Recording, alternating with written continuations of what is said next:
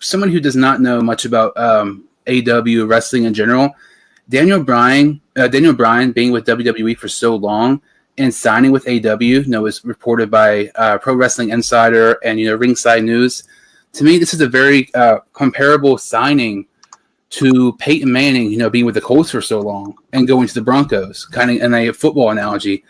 To me, this is kind of one of those similar situations, talking about the Aaron Rodgers situation. Never thought we would end up saying this.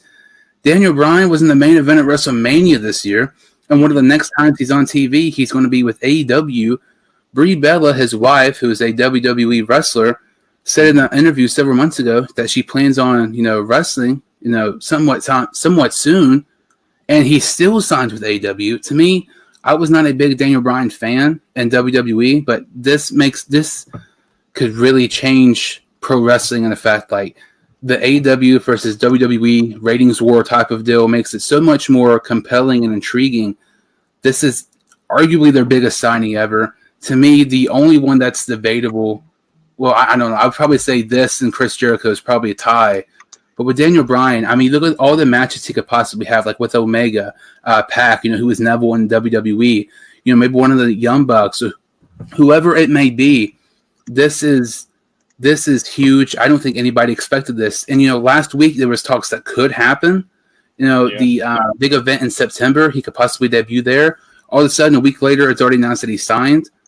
This is just mind-boggling to me. Daniel Bryan's one of those type of guys we kind of talked about before the show, like a Big Show or Mark Henry, who's been with WWE for so long. You just cannot imagine him leaving a loyal company that he's been there for over a decade with, and going to a completely rival company. To me, I like this a lot because I mean this is new product. This is something new we haven't seen.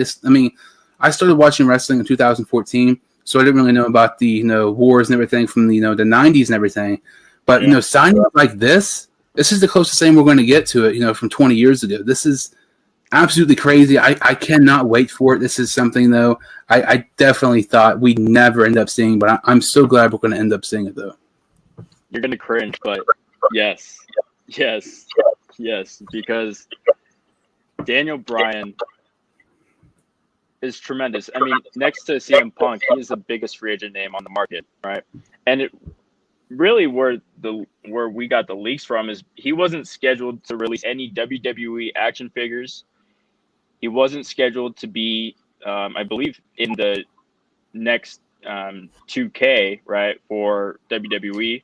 So it's one of those things where it was kind of a hint that he wasn't returning and he was just done with the WWE. Now, this is breaking news to me that he signed with AEW because it was in the works when I was, picking up on the story. So, I'm glad that, AEW is bringing on these big names like Mark Henry, like Big Show, Cody Rhodes, Goldust. I mean, the list goes on. And not to mention, they're a little bit more, gore. They're a little bit more like R-rated because they show blood. They do more extreme, moves that the WWE have banned. And that's one of those things where going into the PG era, a lot of not only fans, but even wrestlers like The Undertaker upset that the WWE got soft. So AEW is kind of this fresh blood that's, a rival to the WWE, and to sign ultimately one of the biggest stars, Daniel Bryan. I mean, it's insane. No matter how they wrote the script to go, I mean, the fans would just overthrow it and they would take the show, So it's one of those things where I'm happy for him. But if AEW can sign CM Punk, that's mega. I mean, that's the biggest W of 2021. And I mentioned, Peyton Manning. This is a similar situation going to the Broncos, going to AEW. Something else, with that neck injury with Peyton Manning, some people thought he maybe should have retired. Daniel Bryan actually retired due to, injuries because, he was severely injured and everything. And this is crazy. Daniel Bryan, Chris Jericho, Kenny Omega, Cody Rhodes. I mean, you really look at it, the past decade, I would say Daniel Bryan's right around the top 5 biggest wrestlers, like full-time wrestlers in the past decade. Randy Orton, when he was full-time, obviously Cena. Jericho, I would say, is up there.